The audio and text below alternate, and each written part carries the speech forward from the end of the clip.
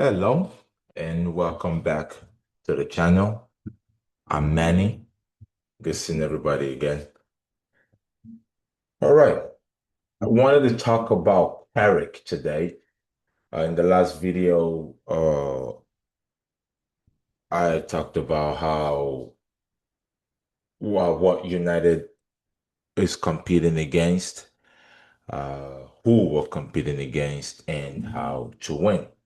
Today, as a sub part of what that last conversation was about, I'd like to talk about Michael Carrick.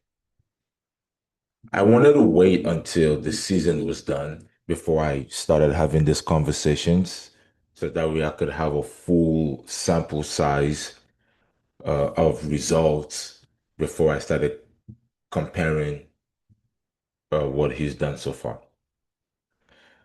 Now, I like Amorim.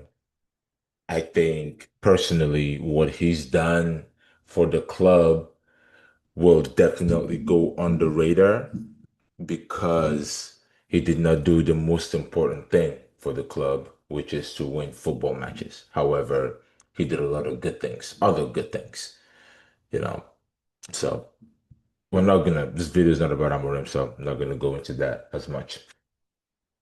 However, we do have to talk about the state of Man United before Carrick took over. And if you remember, United were actually not in a terrible position. I actually want to pull up the results before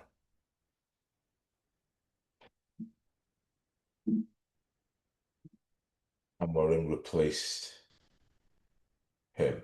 Okay, so let me actually find this and actually check it. Man United league position. I know a lot of these numbers, but I just want to get the actual, I just want to get the actual numbers. All right, here we go. So United was sixth in the table, having played 20 games, 8 wins, 7 draws, and 5 losses. 34 goals scored, 30 goals conceded with a plus, obviously, plus 4 goal difference. Tied with Chelsea at 31 points, 3 points behind Liverpool, and 11 points behind Aston Villa and Man City, who was in second place at the time. Obviously, we were so far behind Arsenal. Arsenal had 48 points. So we were still in the hunt for Champions League places, just 1 point behind, 3 points behind Liverpool. Now, I say this because a lot of fans act as if we were failing and just falling down the table. Obviously, the results have been better under Carrick, and I want to give him a lot of props and credit for that. Because to end the season now, not only did he close the distance between Chelsea, Liverpool, and Aston Villa, he actually finished above those three clubs, the three clubs that were ahead. So Liverpool was 3 points ahead. He finished above them. Aston Villa were 11 points ahead. Now that one, yeah, I that is excellent work. Excellent work. It was unbelievable. Give me a second here. Let me pull up the current league position. All right. So now to end the season, 38 games, we won 20 games as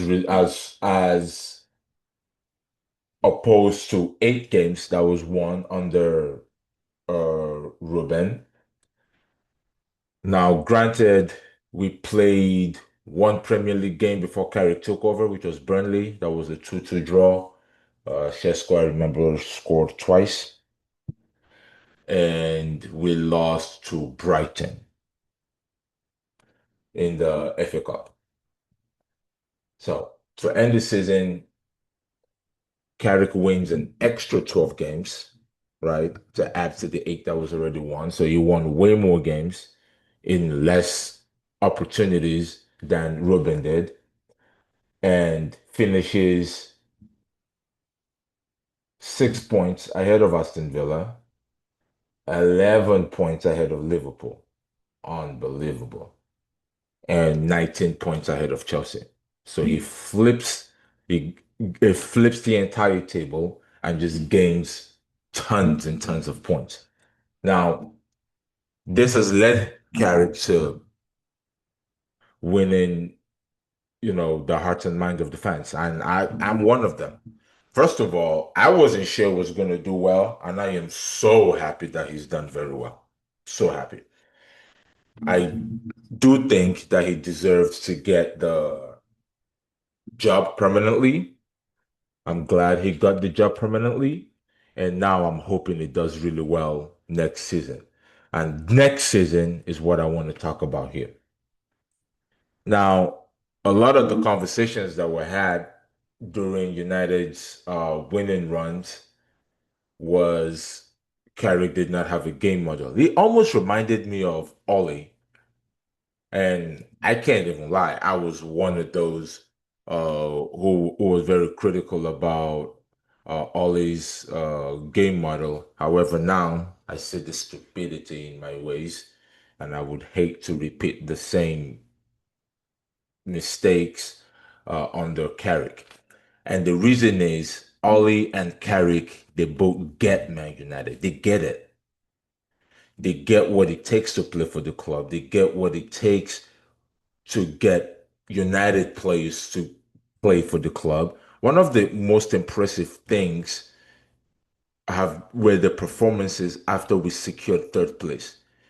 Carrick kept talking about how third isn't where we want to be, and the fact that we don't have anything to play for is actually a true test of our the players' mentality in how we approach playing matches. I thought that was very special because now it's a philosophical thing of how you do one thing is how you do everything.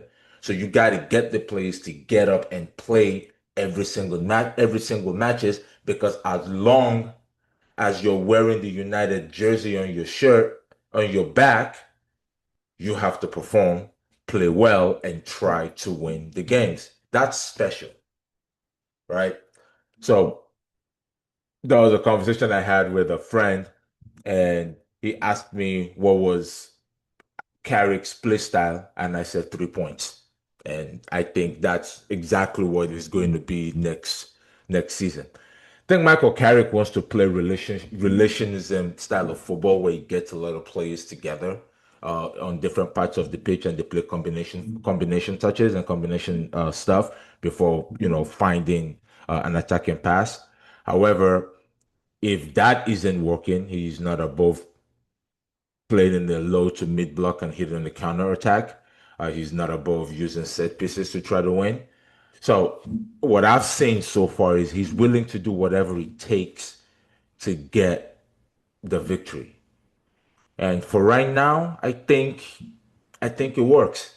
I also think that because of the lack of quality in midfield that we didn't have, he did more pragmatic things. And I feel if the club gets him solid players, we're going to get really good results and we're going to get a better style of football under Carrick. There's something about legendary all-time midfielders that they understand football at a different level than other coaches who maybe play other positions. And I think Carrick is going to be one of them. If you look into his time at Middlesbrough, he had them playing good football. Problem was they couldn't sustain it over 2, 3 years because he kept losing all his players. It's very difficult to maintain a high standard of performance if if the high quality players are not there. Just look at United. Once you take certain people out of the team, the quality drops. Casemiro leaves the team, boom, nothing, right? Lissandro Martinez leaves the team, completely different. Even though Hayden Heaven is very good, he doesn't give you the same kind of underball qualities that Lissandro does. So these are the things. Now, the pros and cons to having Michael Carrick, for every one con you can think about, there are probably two to three pros. I'll put it that way. And let's explore a few.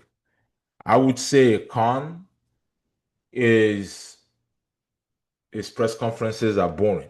They're not very informative. However, when we had a very interesting manager in his press conferences, the club was a mess.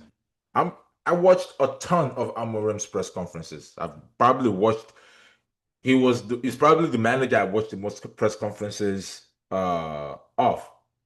They were interesting, they were entertaining. However, with poor results, it didn't matter how entertaining the press conferences are. Take a look at Carrick, very measured, quite boring actually, and I think that's by design. He wants his conversations to be had on the pitch with good football and winning matches. And for me, I'm 1,000% okay with that. Now, what he will need to be successful, honestly, will be the right backing from Ineos. Take, for example, last season we sorted out the attacking players. This season, all signs points to the fact that we will be sorting out the midfield.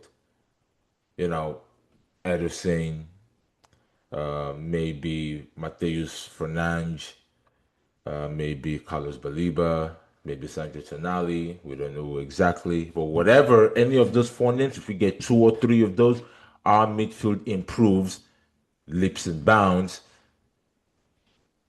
than before. So he'll need the right players. Even in the defending department, he'll need to find the right combination. And I think that's why towards after we had secured third place, he kept playing Maguire and Lissandro, trying to build that center back partnership going into next season.